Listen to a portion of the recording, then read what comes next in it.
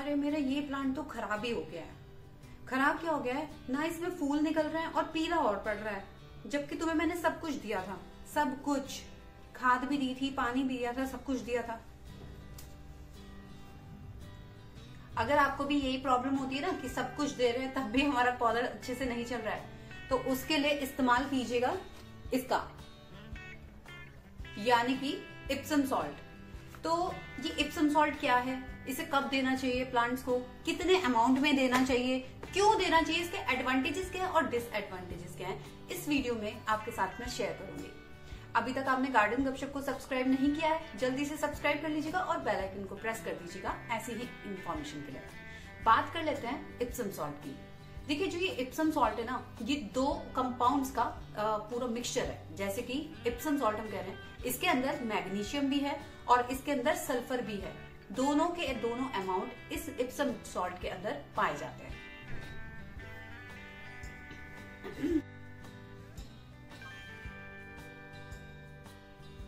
अब मैग्नीशियम क्यों जरूरी है?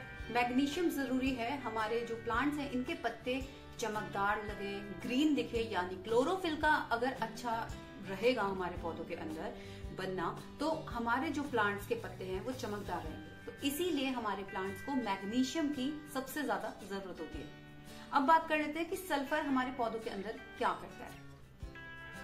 तो सल्फर पौधों की जड़ों को भी मजबूत करता है और इसको पोषक तत्व का अवशोषण भी मिलता रहता है। तो इप्सम सॉल्ट के जो जबरदस्त फायदे हैं उनकी बात कर लेते हैं।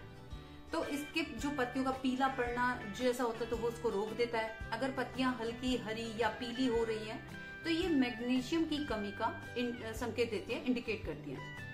अगर फूलों और फलों की अच्छे से ग्रोथ नहीं बढ़ रही है तो ऐसे में, जैसे कि खासकर आपके टमाटर के पौधे, मिर्च के पौधे, गुलाब के पौधे, तो उनके लिए भी ये फायदेमंद है। अगर आपने सीड्स लगाए हैं, बीज लगाए हैं और वो अंकुरण नहीं उनमें हो रहा है या तेज नहीं बढ़ रहे हैं, तो ऐसे में भी हम सल्फर और मैग्नीशियम का इस्तेमाल करते हैं। पौधे को झट से बहुत सारे न्यूट्रिएंट्स सोखने में मदद करने के लिए भी इप्सम सॉल्ट बहुत जरूरी है। मिट्टी में जो मौजूद नाइट्रोजन और फास्फोरस होते हैं उसको भी बेहतर तरीके से अवशोषित करने में इप्सम सॉल्ट बहुत ज्यादा हेल्पफुल है। तो अब सवाल ये आता है कि जो इप्सम सॉल्ट है कब और कितना डालें, और ज्यादा डाल दिया तो नुकसान भी हो सकता है। तो पत्तियों पर स्प्रे कीजिए। और इसको बनाना कैसे है पहले देखिए, ये देख लीजिए, फिर इसके बाद शुरू करते हैं। तो ये देखिए, मैंने पूरा ये मग को भर लिया है और ये जो इप्सम सॉल्ट है इसको हम काट के मैं बताती हूँ कितना इसको डालना है, क्योंकि ज़्यादा अमाउंट में डालेंगे तो खराब हो जाएंगे हमारे प्लांट्स।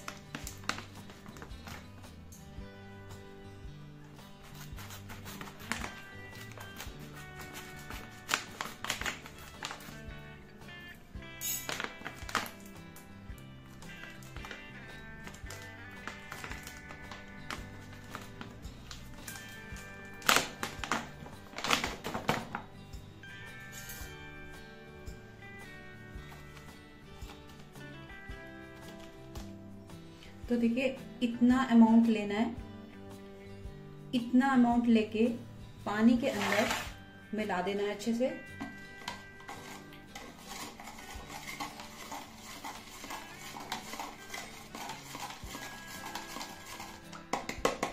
अच्छे से मिलाना है आपको, ये डाइल्यूट होना चाहिए।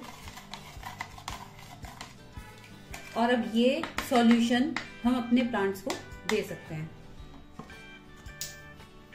पत्तियों पर स्प्रे करें। 1 लीटर पानी में सिर्फ 1 चम्मच इप्सम सॉल्ट मिलाकर हर 15 दिन में एक बार स्प्रे कर दें। मिट्टी में डालें तो कैसे डालें कि एक गमले में 1 चम्मच मिलाकर महीने में एक बार ही दें। और सीडलिंग ग्रोथ्स के लिए यानी सैपलिंग्स के लिए 5 लीटर पानी में 1 बड़ा चम्मच मिलाकर नए पौधों को सीडलिंग स्टेज पर दें।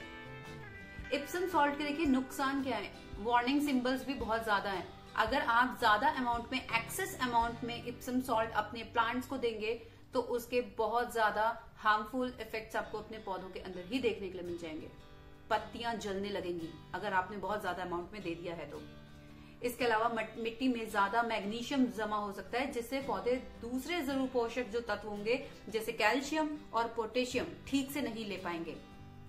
हर पौधे के लिए जरूरी नहीं है कि आपको इप्सम सॉल्ट ही देना है, क्योंकि हर पौधे की जो मिट्टी होती है उसमें पहले से ही मैग्नीशियम एफिशिएंट होता है।